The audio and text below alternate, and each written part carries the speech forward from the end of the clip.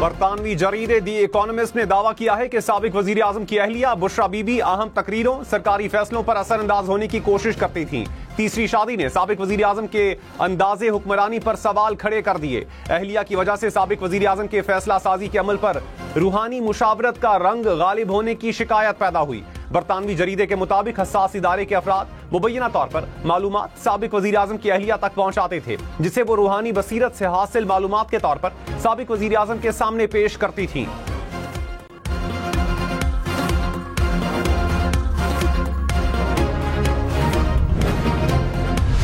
तहरीक इंसाफ का दी इकोनॉमिस्ट और मुसन्निफीन के खिलाफ कानूनी कार्रवाई का ऐलान। आर्टिकल को नाम नेहाद तज्जिया और पुराना प्रोपेगेंडा करार दिया। कहा, हम पहले भी ये कहानी देख चुके हैं। हकाइक को मस्ख करने की कोशिश मसाइल से तवज्जो हटाने के लिए है। बुशरा बीबी की हुकूमती मामलात में मुदाखलत का दावा बेबुनियाद है।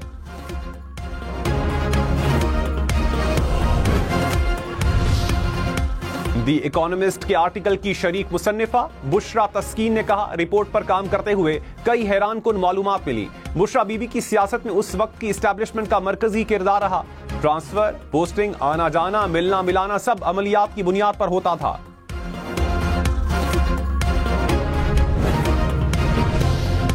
वजीर इत्तलात अता तारड़ ने कहा, साबिक वजीर आजम की अहलिया ने रूहानियत का लिबादा ओढ़ रखा था। दी इकोनॉमिस्ट की रिपोर्ट में बानी पीटीआई की हकीकत खुलकर सामने आ गई। बुशरा बीबी हुकूमती फैसलों पर असरअंदाज होती थी। वो तमाम माशी और सियासी फैसले करती थी। उस्मान बुज़दार को वजीर आला भी उनके कहने पर लगाया गया।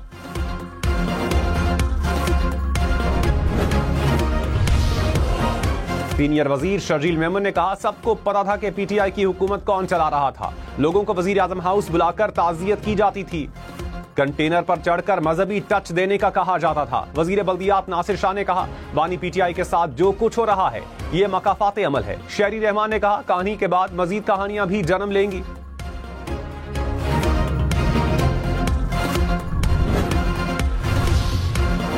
वजीर ममलकत तलाल चौधरी ने कहा, मफादात की जंग को बानी पीटीआई की अहलिया कंट्रोल करती थी। बुज़दार से लेकर अहम ओहदों पर तकर्रुरियां अमलियात से होती रहीं। वजीर रेलवे हनीफ अब्बासी ने कहा, आलमी जरीदे में जो लिखा वो कौम को हम पहले से बता रहे थे। बानी पीटीआई ने इक़्तिदार में रहने के लिए साजिशें की।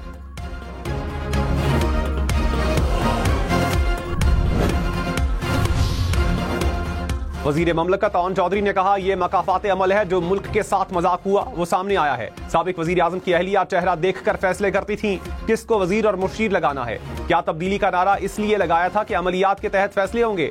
अकबर एस बाबर बोले, आलमी जरीदे से भी ज्यादा हकाइक मेरे पास हैं।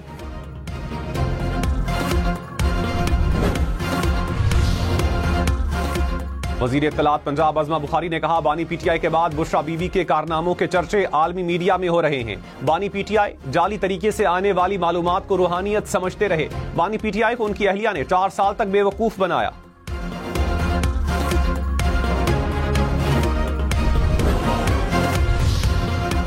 बरतानवी जरीदे दी इकोनॉमिस्ट ने दावा किया है कि साबिक वजीर आजम की अहलिया अमलियात के लिए गोश्त, काले जानवरों के सर और जिगर मंगवाती थी। गोश्त को साबिक वजीर आजम के सर के गिर्द घुमाया जाता था। अहलिया की इजाजत के बगैर साबिक वजीर आजम का तैयारा उड़ान नहीं भरता था।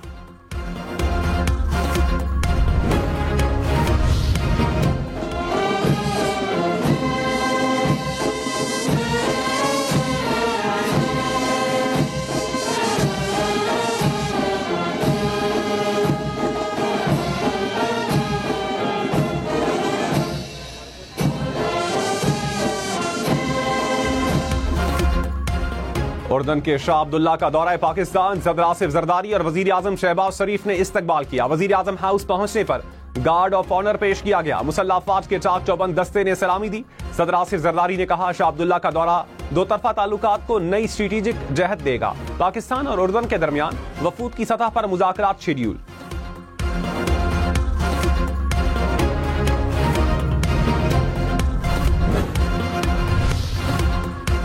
हैदराबाद में पटाखों के कारखाने में धमाका, 4 अफराद जाम बहक, 12 जख्मी। हुकाम के मुताबिक लतीफाबाद के इलाके में घर के अंदर आतिशबाजी का सामान बनाया जा रहा था। धमाके से इमारत गिर गई।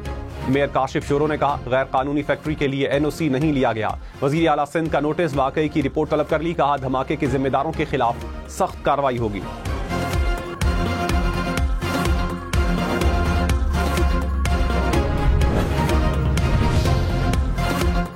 वजीर आजम की टैक्स चोरी रोकने के लिए निजाम की खामियां दूर करने की हिदायत। कहा, माशी तरक्की की रफ्तार मुसलसल बेहतर हो रही है। टैरिफ इस्लाहात और FBR में शफाफियत के इकदाम दुरुस्त साबित हो रहे हैं। वजीर आजम की जेर सदारत टैक्स इस्लाहात पर इजलास। शहबाज शरीफ की इस्लाहात पर अमल मजीद तेज करने की हिदायत।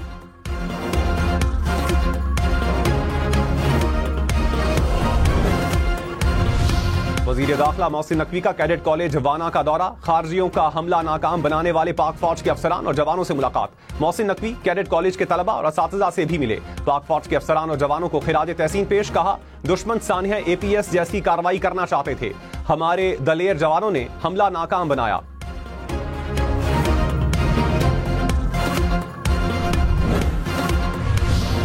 वजीर दाखिला मोहसिन नकवी ने कहा, पाकिस्तान में सरहद पार से दहशतगर्दी हो रही है। इस्लामाबाद धमाके में भी अफगान दहशतगर्द मुलविस हैं। किसी को अमन तबाह करने की इजाजत नहीं देंगे। वाना में कबायली इमायदीन से गुफ्तगू में कहा, फील्ड मार्शल ने वाज़ेह पैगाम दिया कि दहशतगर्दी पर कोई समझौता नहीं होगा।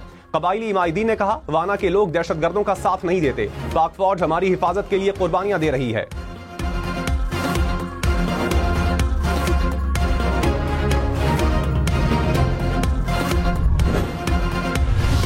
लाहौर हाई कोर्ट के जस्टिस शम्स महमूद मिर्जा ने इस्तीफा दे दिया। जराये के मुताबिक जस्टिस शम्स महमूद मिर्जा ने जाती वजूहात पर इस्तीफा दिया।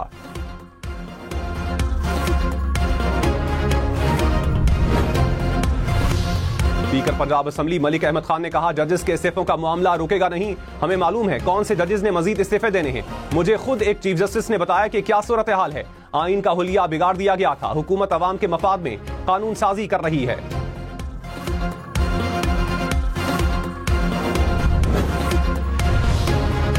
जस्टिस के आगा ने विफाकी आईनी अदालत के जज का हलफ उठा लिया। चीफ जस्टिस विफाकी आईनी अदालत अमीनुद्दीन ने जस्टिस के आगा से ओहदे का हलफ लिया।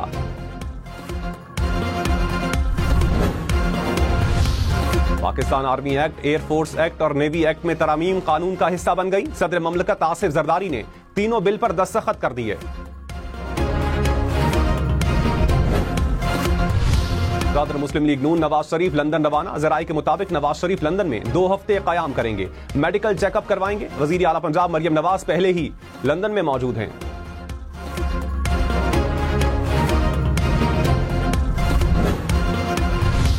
वजीर आजम शहबाज शरीफ के बानी PTI के खिलाफ हद तक के इज्जत केस की समाअत। शहबाज शरीफ के गवाह अता तारड़ सेशन कोर्ट में पेश। बानी PTI के वकील की अता तारड़ के बयान पर जरह। अगले गवाह मलिक अहमद खान 29 नवंबर को तलब। अता तारड़ ने कहा, वजीर आजम शहबाज शरीफ पर बेबुनियाद इल्जामात लगाए गए। बैरून मुल्क बैठे शख्स को लंदन कोर्ट ने झूठा करार दिया।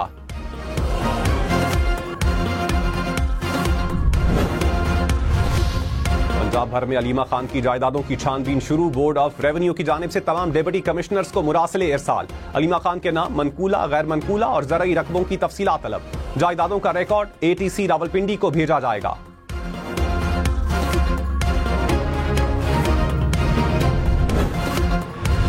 मुशीर वजीर आजम राना सनाउल्लाह ने कहा, नफरत और इंतशार की सियासत ने मुल्क को कुछ नहीं दिया। PTI के दौर में सियासी मुखालफिन को इंतकाम का निशाना बनाया गया। मुझ पर हेरोइन का केस बनाने वाला अब मुआफिया मांग रहा है। मौजूदा महंगाई हमारी लाई हुई नहीं। ये IMF प्रोग्राम का आखिरी साल है। मुस्तकबिल में महंगाई में कमी होगी।